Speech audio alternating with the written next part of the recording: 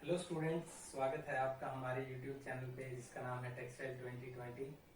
और आज हम कंटिन्यू करेंगे पिछले पार्ट को, जिसमें हमने देखा था कि कटिंग करने से पहले हमें कौन कौन से इंस्ट्रूमेंट की ज़रूरत पड़ती है और उन इंस्ट्रूमेंट्स का क्या रोल रहता है कटिंग करने के लिए। अब आज हम उसका नेक्स्ट पार्ट कंटिन्यू करेंगे, basics of fabric cutting part 2। अब सेकेंड पार्ट में हम डिस्कस करेंगे कि उन पार्ट्स को यूज करके, उन इंस्ट्रूमेंट्स को यूज करके अगर हमारे पास कोई ऑर्डर आता है तो उसे हम कैसे कंप्लीट कर सकते हैं। अब जैसा कि मैं हमेशा कहता हूं, अगर आप हमारे चैनल पे नए हैं तो हमारे चैनल को सब्सक्राइब कर लीजिए और बेल आइकन को प्रेस करके ऑल पे क्लिक कर लीजिए ताकि हमारे लेटेस्ट वीडियो का नोटिफिकेशन आपको सबसे पहले मिल जाए। तो चलिए स्टार्ट करते हैं। अब मान लीजिए कि हमारे पास एक ऑर्डर आया है जिसके अंदर इन साइजेस की रिक्वायरमेंट है, साइज 8, 10, 12 और 14। ये चार साइजेस हमें कटिंग करके इनके गारमेंट प्रोड्यूस करने हैं। तो इन साइजेस की क्वांटिटी जो डिमांड की गई है वो है 100, 8 साइज के 100, 10 साइज के 200, 12 साइज के 200 और 14 साइज के 100 पीसेस। अब इन पीसेस को प्रोड्यूस करने के लिए हम दो साइज रेशो सेलेक्ट कर सकते हैं। फर्स्ट साइज रेशो में हम क्या करेंगे कि 8 साइज का एक, 10 साइज के 2, 12 साइज के 2 और 14 साइज के 1। मतलब हम 100 प्लाई लेंगे फैब्रिक की जो प्लाईज हैं वो 100 लेंगे और एक प्लाई के ऊपर हम 8 साइज का एक मार्कर प्लान, 10 साइज के 2 मार्कर प्लान, 12 साइज के 2 मार्कर प्लान और 14 साइज का एक मार्कर प्लान, मतलब इन चारों साइजेस को हम एक साथ मार्कर प्लान से मार्कर प्लानिंग करके उसके ऊपर ड्रॉ कर लेंगे। ड्रॉ करने के बाद हम उन गारमेंट पीसेस को कट करके एक साथ उनकी कटिंग कर सकते हैं। अगर हमने 100 प्लाई एक साथ कट करनी है तो अगर हम 50 प्लाईज को कट करना चाहते हैं तो उसके लिए हमें 8 के 2 मार्कर प्लान लेने पड़ेंगे, 10 के 4, 12 के 4 और 14 के 2। इस रेशो में अगर हम कट करना चाहते हैं हमारे गारमेंट पीसेस को तो हमें 50 प्लाईज के साथ ये साइज रेशो सेलेक्ट करनी पड़ेगी। तो कटिंग करने से पहले हमें ये डिसाइड करना पड़ता है कि हमारा जो फैब्रिक है उसकी थिकनेस कितनी है और हमें कितनी प्लाईज की एक साथ कटिंग करनी है, या हमारा जो कटर है वो एक साथ कितनी नंबर ऑफ प्लाईज को कट कर सकता है। उसके ऊपर डिपेंड करने के बाद हम ये डिसाइड करते हैं कि हम 100 प्लाई लेंगे या 50 प्लाई। दोनों के लिए अलग अलग साइज रेशो हम सेलेक्ट करते हैं। साइज रेशो सेलेक्ट करने के बाद हम मार्कर प्लान को, अब जिस भी साइज के हमें गारमेंट कट करने हैं हम उसके पैटर्न पेपर लेकर आएंगे। जैसे मैंने आपको एग्जांपल के लिए बताने के लिए, मान लीजिए ये एक गारमेंट हम टी शर्ट हम प्रोड्यूस कर रहे हैं तो उसके जो पैटर्न पीसेस हैं उनको हम मार्कर पेपर के ऊपर ऐसे प्लेस करेंगे।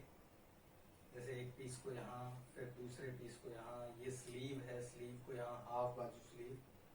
तो ऐसे करते हुए हम जितने भी हमारे साइजेस हैं 8, 10, 12, 14, उनके पैटर्न पेपर्स को हम मार्कर पेपर के ऊपर प्लेस करेंगे, कटिंग टेबल के ऊपर रख के। और उन्हें प्लेस करने के बाद हम उस पैटर्न पेपर के अराउंड मार्कर पेपर के ऊपर मार्किंग करेंगे। मार्किंग करने के बाद हम उस पैटर्न पेपर को वहां से रिमूव कर देंगे। उसके बाद नेक्स्ट जो पैटर्न पेपर है उसको प्लेस करेंगे।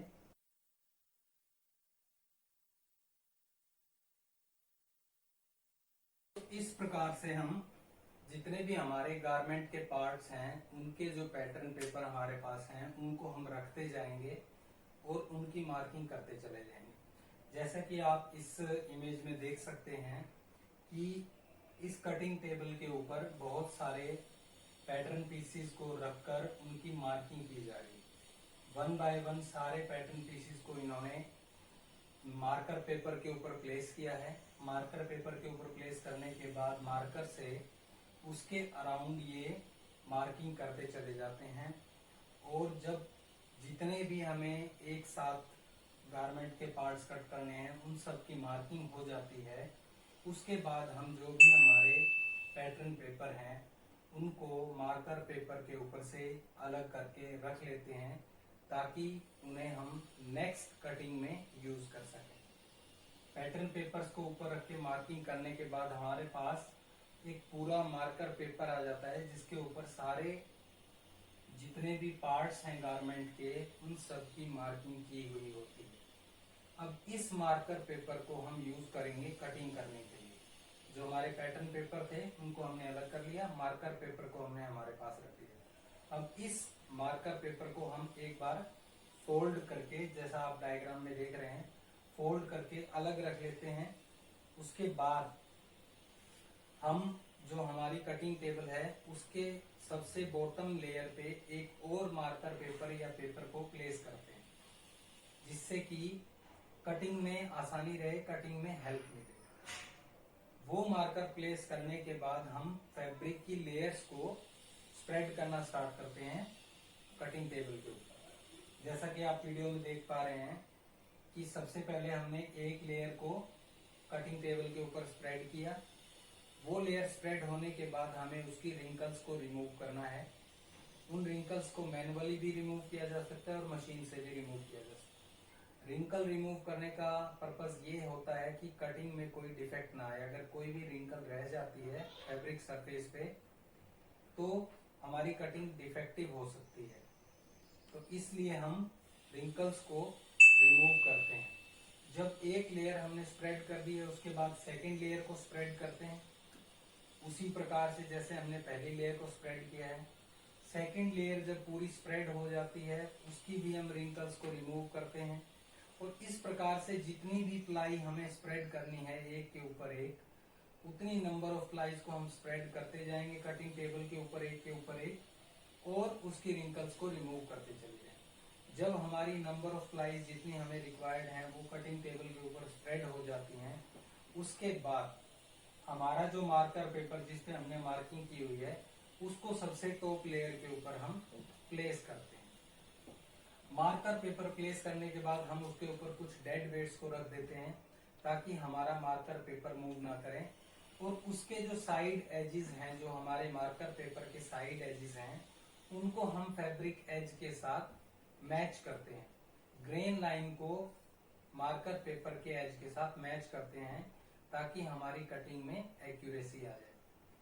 तो इस प्रकार से जैसा आप देख रहे हैं हमने पूरे मार्कर पेपर को फैब्रिक के ऊपर स्प्रेड कर लिया है। जब ये पूरा मार्कर पेपर स्प्रेड हो जाता है उसके बाद हम हमारी मशीन जो कि राउंड कटर या स्ट्रेट नाइफ कटर, जो भी कटर हम यूज कर रहे हैं, उस कटर की हेल्प से हम कटिंग स्टार्ट करेंगे। कटिंग स्टार्ट करने से पहले हमें एक हैंड में स्टील या मेटल का ग्लव्स पहनना होता है ताकि कटिंग करते समय हमारे हाथ को कोई डैमेज ना हो। और हमें ये भी ध्यान रखना होता है कि जो हमारी मशीन की वायर है वो कटिंग ब्लेड के सामने आके कट ना हो जाए। तो हम इस प्रकार से कटिंग मशीन को होल्ड करके और जो हमने मार्किंग लाइन मार्कर पेपर के ऊपर लगाई है उसको ट्रेस करते हुए उसके साथ साथ कटर को मूव करना स्टार्ट करते हैं। अब इस इमेज में आप देख पा रहे हैं कि हमने दो साइज के, अलग अलग साइज के मार्कर को मार्क किया हुआ है। तो हम पहले बीच में से दोनों को अलग अलग करके दो पार्ट्स में डिवाइड कर लेंगे। पहले एक पार्ट्स के सारे पार्ट्स को कट करेंगे और फिर दूसरे जो साइज है उसके सारे पार्ट्स को हम कट करेंगे। तो कटिंग स्टार्ट करने के लिए हम किसी भी पॉइंट से जो हमारी मार्कर लाइन है गारमेंट के पार्ट की उससे हम कटिंग करना स्टार्ट करते हैं। जैसा कि इसमें आप देख पा रहे हैं कटर्स को हम अपने हैंड से मूव करते चले जाएंगे। जो भी हमारी मार्कर की लाइन है उसके साथ साथ जो भी हमारे गारमेंट के पार्ट्स हैं उनके साथ साथ हम कट करते चले जाएंगे।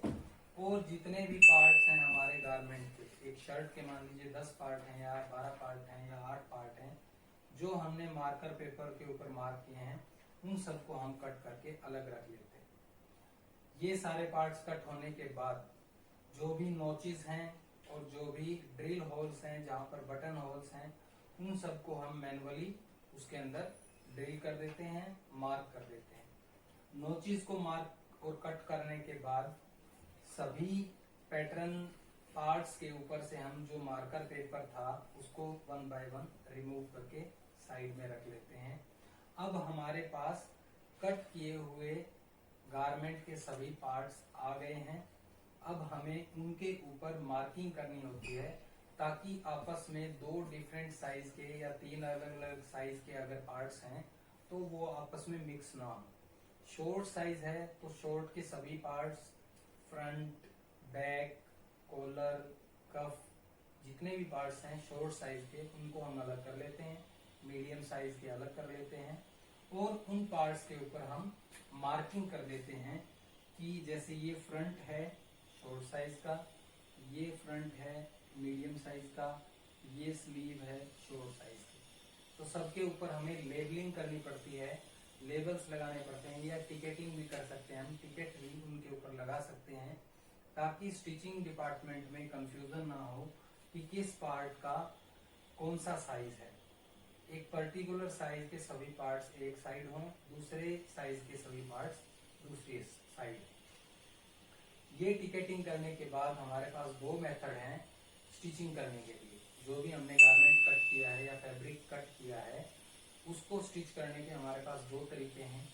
एक तरीका है कि हम जितने भी गारमेंट पार्ट्स हैं एक साइज के, हर एक का एक पीस उठाकर एक बंडल फॉर्म में सारे पार्ट्स को कलेक्ट कर लें। मान लीजिए एक शर्ट के 8 पार्ट्स हैं, फ्रंट, बैक, स्लीव, कॉलर, कफ, पॉकेट, ये सारे पार्ट्स मान लीजिए 8 हैं। तो हम एक फ्रंट उठाएंगे, एक फिर दूसरा फ्रंट उठाएंगे, फिर उसकी स्लीव उठाएंगे, उसका कॉलर उठाएंगे, उसकी पॉकेट उठाएंगे।